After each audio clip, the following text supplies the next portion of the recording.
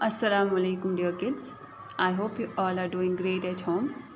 So kids, from today onwards we are going to start our new syllabus, that is our syllabus for term 1 या फिर हमारा जो half yearly exam है वही कह लें हम, उसी का सिलेबस हम आज से शुरू करेंगे। ठीक है, तो इसमें जो है वो आपका लेसन नंबर 14, 15 और 16 है। 14 हम पहले पढ़ चुके हैं, एक गीत जो है तो वो भी इंशाल्लाह हम रिवाइज़ करेंगे। पहले हम जो है वो आज का जो नया हमारे लिए है टॉपिक वो पढ़ते हैं। ओके, पाठ 15 बच्चों से प्यार, पेज नंबर 57 पे। ओके, तो चलो इसको रीड करना स्टार्ट करते हैं। बहुत दिनों की बात है, पशुओं के समान मनुष्य भी बिका करते थे। मक्का में एक बार कुछ दुर्जन लोग एक नन्हे बालक को पकड़कर बाज़ार में बेचने ले गए।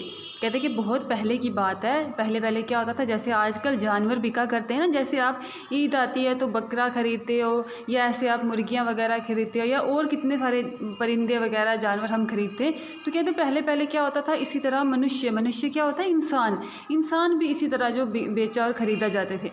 कहते मक्का की बात है, एक बार दुर्जन होते हैं बुरे लोग। एक बुरे लोग क्या काम कर रहे थे, वो एक नन्हे से मतलब छोटे से बालक को, लड़के को जो है वो बेचने के लिए ले गए। हकीम बिन हिजाम ने उसे खरीद कर अपनी फूफी बीबी खदीजा रज़ी अल्लाह ताला अन्हा की सेवा में भेंट कर दिया। कहते किसने उसको ख़रीदा, हकीम बिन हिजाम, ये एक आदमी था जिन्होंने उनको ख़रीद कर अपनी फूफी बीबी खदीजा रज़ी अल्लाह ताला अन्हा की सेवा मतलब उनको भेंट कर दिया, गिफ्ट कर दिया। बीबी खदीजा रज़ी अल्लाह ताला अन्हा ने उन्हें उस बालक को प्यारे नबी सल्लल्लाहु अलैहि वसल्लम की सेवा में दे दिया। अब बीबी खदीजा ने आगे से उसको किसकी सेवा में लगा दिया, हजूर पाक सल्लल्लाहु अलैहि वसल्लम की सेवा में लगा दिया। उन दिनों यतीम और ग़ुलाम बच्चों की बड़ी दुर्दशा थी। कहते उस वक़्त जो यतीम और ग़ुलाम लोग थे उनका बहुत ही बुरा हाल होता था। लोग उनसे कड़ी मेहनत का काम लेते थे, उन्हें मारा पीटा भी जाता था और उनके खाने पीने का कोई उचित प्रबंध नहीं था। कहते क्या होता था, उनसे बहुत ज़्यादा मेहनत कराई जाती थी और उनके खाने पीने का कोई मतलब उचित प्रबंध नहीं था। मतलब जो बच्चा कुच्चा होता था उनको खाने के लिए दिया जाता था और उनको बुरी तरह जो था वो मारा भी जाता था।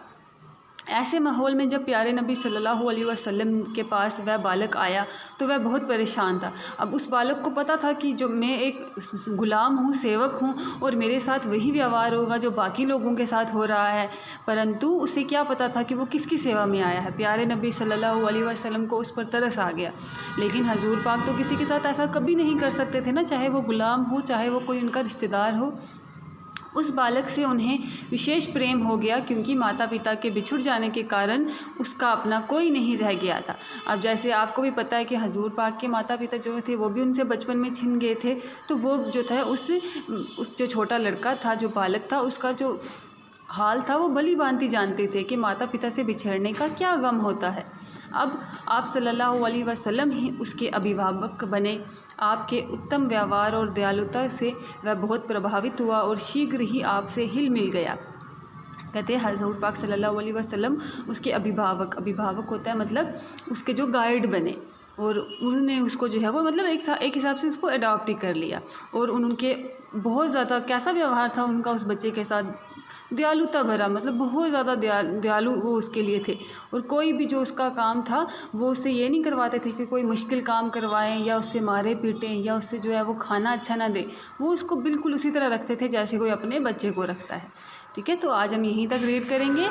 आज का आपका होमवर्क क्या है, आपने मुझे यही जो पैराग्राफ है, ये फर्स्ट और सेकंड पैराग्राफ दोनों लिख के, ठीक है, अच्छे से लिख के नीट एंड क्लीन मुझे होमवर्क भेजना है और मुझे सब बच्चों का होमवर्क जो है वो आ जाना चाहिए। ओके, अल्लाह हाफिज़।